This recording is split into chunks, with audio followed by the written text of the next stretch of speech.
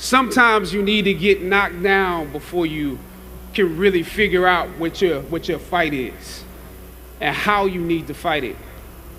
Throughout ancient times, institutions of learning have been built on top of hills to convey that great struggle is required to achieve degrees of enlightenment. Each of you had your own unique difficulties with the hill. For some of you, the challenge was actually academics. When you hear the words magna cum laude, you know that's not you. That's not you. You worked hard, you did your best, but you didn't make A's or B's, sometimes C's. You never made the dean's list, but that's okay. You're here on top of the hill. And I want to say something to that. You know, sometimes your grades don't give a real indication of what your greatness might be.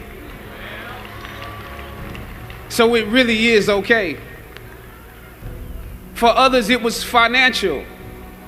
You and your family struggled to make ends meet every semester of your matriculation. You had to stand in one line to get to another line, to get to another line for somebody that might help you.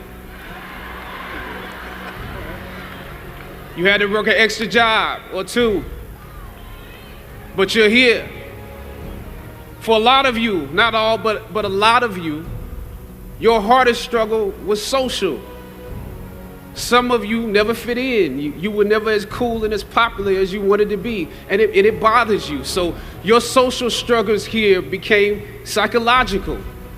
Even though you made it up the hill, you carried the baggage of rejection with you, but you're here. Or some of you went through something traumatic. You made it to the top of the hill, but not without scars and bruises. Some of you fit in too much. You were on the yard rapping on your frat block when you were supposed to be in class. Or you got caught up in the DC party life. You carry the baggage of too much acceptance. When completing a long climb, one first experiences dizziness, disorientation, and shortness of breath due to the high altitude. But once you become accustomed to the climb, your mind opens up to the tranquility of the triumph. Oftentimes, the mind is flooded with realizations that were for some reason harder to come to when you were at a lower elevation. At this moment, most of you need some realizations because right now you have some big decisions to make. Right now, I urge you, in your breath, in your eyes, in your consciousness, invest in the importance of this moment and cherish it. I know, savor the taste of your triumphs today. Don't just swallow the moment whole without digesting what has actually happened here.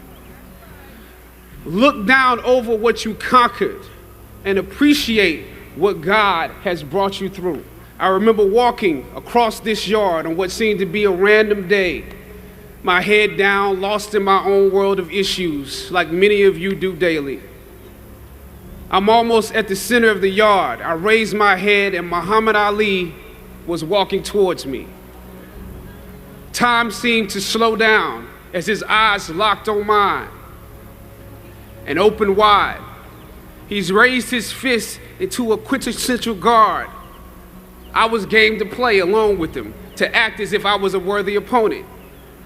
What an honor to be challenged by the GOAT, the greatest of all time, for a brief moment. His face was as serious as if I were Frazier in the Thriller in Manila, drawing from his victories and his losses. At that moment, I realized something new about the greatness of Ali and how he carried his crown. I realized that he was transferring something to me on that day. He was transferring the spirit of the fighter in me. He was transferring the spirit of the fighter to me. He was transferring the spirit of the fighter to me. Sometimes you need to feel the pain and sting of defeat to activate the real passion and purpose that God predestined inside of you. God says in Jeremiah, I know the plans I have for you. Plans to prosper you and not to harm you. Plans to give you hope and a future.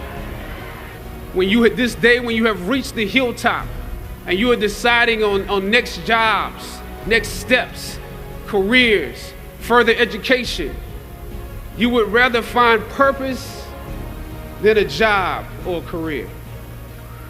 Purpose crosses disciplines. Purpose is an essential element of you. It is the reason you are on the planet at this particular time in history.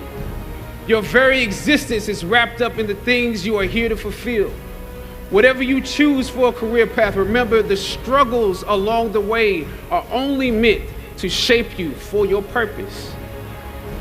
When I dare to challenge the system that would relegate us to victims and stereotypes with no clear historical backgrounds, no hopes or talents, when I questioned that method of portrayal, a different path opened up for me. The path to my destiny. When God has something for you, it doesn't matter who stands against it.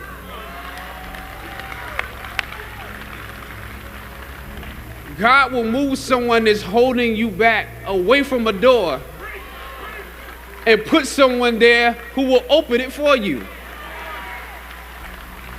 If it's meant for you,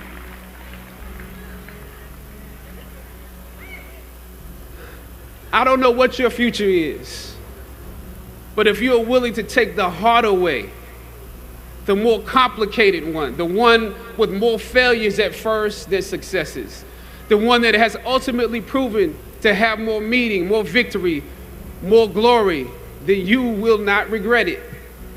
The light of new realization shines on you today. I was on a roll when I entered the system of entertainment, theater, television, and film. In my first New York audition for a professional play, I landed the lead role. From that play, I got my first agent. From that agent, I got an on-screen audition. It was a soap opera. It wasn't Third Watch. It was a soap opera on a major network. I scored that role too. I felt like Mike Tyson when he first came on the scene, knocking out opponents in the first round. With this soap opera gig, I was already promised to make six figures, more money than I had ever seen. I was feeling myself. But once I got the first script, and with soap operas, you very often get the script the night before and you shoot the whole episode in one day with little to no time to prepare. Once I saw the role I was playing, I found myself conflicted. The role wasn't necessarily stereotypical. A young man in his formative years with a violent streak pulled into the allure of gang involvement. That's somebody's real story. Never judge the characters you play. That's what we were always taught. That's the first rule of acting. And any role play, honestly, can be empowering. But I was conflicted because this role seemed to be wrapped up in assumptions about us as black folk. The writing failed to search for specificity. Plus, there was barely a glimpse of positivity or talent in the character, barely a glimpse of hope. I would have to make something out of nothing. I was conflicted. Howard had instilled in me a certain amount of pride, and for my taste, this role didn't live up to those standards. It was just my luck that after filming the first 2 episodes, execs of the show called me into their offices and told me how happy they were with my performance. They wanted me to be around for a long time. They said, if there was anything that I needed, just let them know. That was my opening. I decided to ask them some simple questions about the background of my character, questions that I felt were pertinent to the plot. Question number 1, where's my father?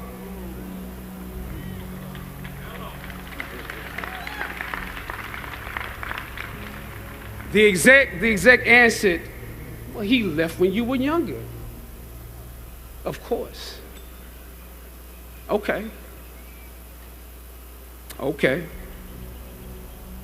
Question number 2.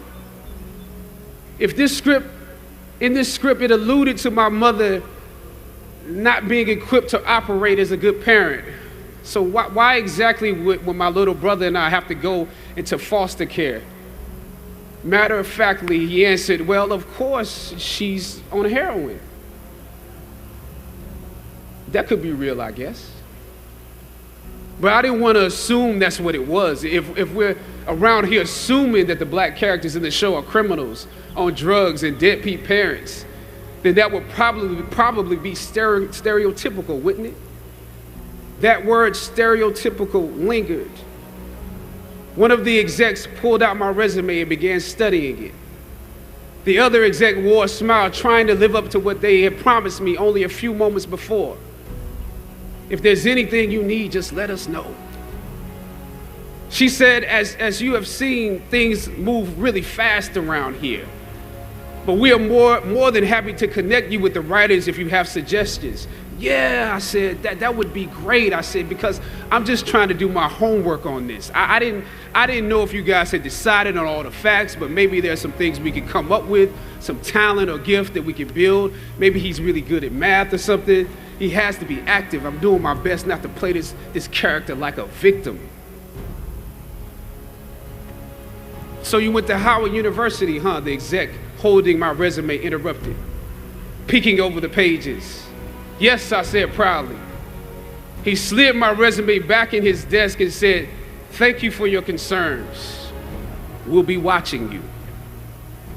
I left the office. I shot the episode I had come in to shoot on that day. Probably the best one I did out of the 3 because I got what was bothering me off my chest.